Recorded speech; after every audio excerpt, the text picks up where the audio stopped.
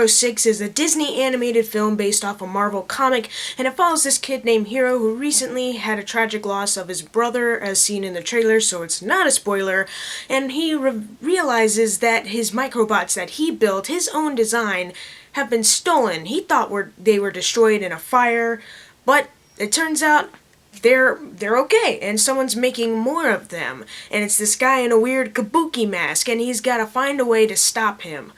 And he also has the best animated companion of all time, Baymax. Now, Big Hero 6, I was actually really looking forward to this movie. I reviewed the trailers that came out for it, trailer 1 and number 2, because I was that hyped for it, and I'm not the biggest fan of Disney stuff, but I was looking forward to this movie because it's Marvel. And it definitely shows. This film, even though it's not as great as any live-action Marvel film, it's a great start to what I think should be an animated Marvel franchise. I think they should have a different type of Avengers cinematic universe in the form of Disney animation. I don't know how that'll work, though, if they'll be able to find some characters that they actually own the rights to, that they don't want to put in their live-action universe. How about just make sequels? Yeah, just make sequels for that. The voice acting is great, especially for Hero, Honey Lemon, Fred, Wasabi, Go-Go, and also Baymax. Baymax is awesome. If you don't like Baymax in this movie, you might have something seriously wrong with you.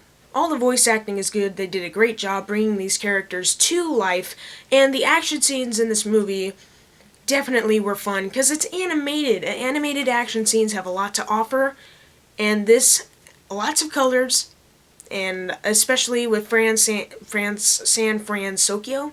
I said it right! Yes! But there's a lot of colors blended in to the main action and scenes of the movie, and it actually fleshes it out a lot more because I like big, vibrant colors that get my attention, and it's not because I have a low IQ or something. It's just because I like colors. Colors are cool. My background right here. To me, that's not very colorful. I find it bland and boring. But animated colors, fun and entertaining, especially when put into action scenes that are fun. The comedy, of course, Disney usually puts up great comedy, but along with Baymax, Hero, and all of his friends, they were also great, especially T.J. Miller, who redeemed himself after his non-funny lines in Transformers 4.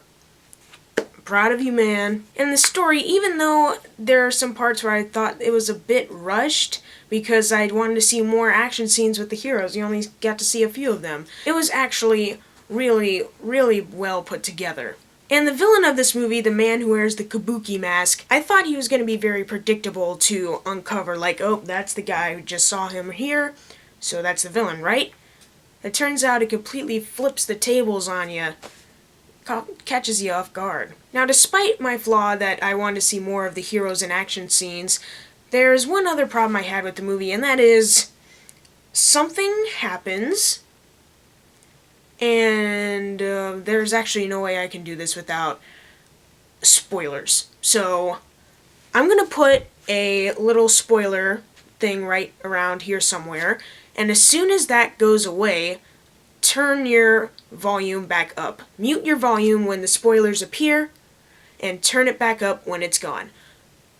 So let's start. There's a scene where they're in this weird dimension where it was a project made by the guy who I thought was going to be the villain but was not, and they're trapped in there, and the only way they could get out, because Baymax's thrusters, they're damaged, and the only way they can get out is for Baymax to use Rocket Fist to shoot them out with, he just does that. Hero cries a bit, he flies off with the Rocket Fist, Baymax floats away. And then, later, I thought, I don't know how they're going to do this. Is he going to rebuild Baymax? Is he going to make another card like Tadashi? No, apparently, in the fist, there was Tadashi's card that he used to program Baymax in the first place.